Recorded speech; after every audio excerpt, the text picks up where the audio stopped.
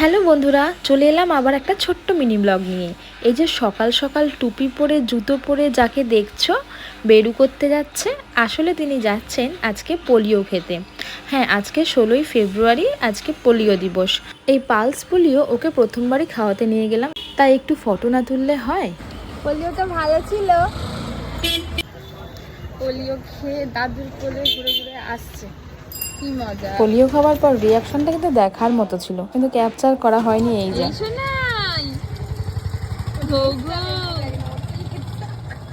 ঘুঘুয়ের লেজ দেখছে, নড়ছে, কি আনন্দ।